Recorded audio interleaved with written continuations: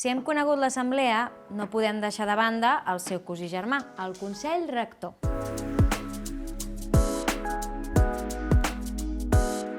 El Consell Rector és l'espai on es prenen les decisions importants del dia a dia de les cooperatives i es reuneixen periòdicament segons les necessitats. Per exemple, en un primer moment pot ser que el Consell Rector hagi de reunir-se una vegada a la setmana perquè hi haurà molts assumptes per decidir.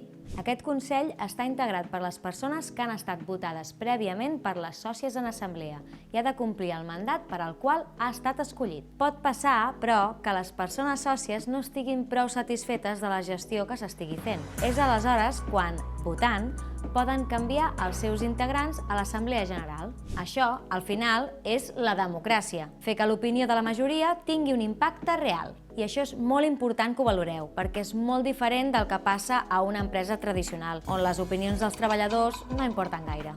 Però tornem-hi. Quina és la funció del Consell Rector? Les funcions i responsabilitats del Consell Rector d'una cooperativa i dels seus membres dependran del que diguin els estatuts de la cooperativa i el reglament de règim intern.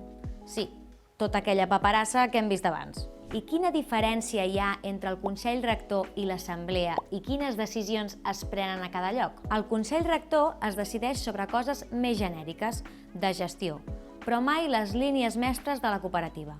Li correspon acordar el conjunt de decisions i actuacions que es duen a terme per assegurar les finalitats i objectius de la cooperativa, que han estat marcades prèviament a l'Assemblea General. Us poso un exemple. Suposem que som una cooperativa de treball que ens dediquem a la comunicació i les xarxes socials i que a l'Assemblea General decidim que aquest any volem començar a fer passes també en el món de la publicitat. Per fer-ho, el Consell Rector es preguntarà: de quines eines disposem? Necessitem una formació que no tenim? Cal contractar algú especialitzat perquè la feina es dugui a terme? I ells mateixos, els membres del Consell Rector, trobaran les solucions a aquests problemes. Però el Consell Rector, per exemple, no es pot reunir una tarda qualsevol i decidir sobre temes tan delicats com fer fora algú de la cooperativa. En un cas així, la seva tasca seria detectar el problema, convocar una assemblea general i incloure-ho com a tema dins l'ordre del dia, per tal que sigui votat pel conjunt de les persones sòcies. La llei diu que els membres del Consell Rector hauran de dur a terme el seu càrrec amb diligència i lleialtat a qui representen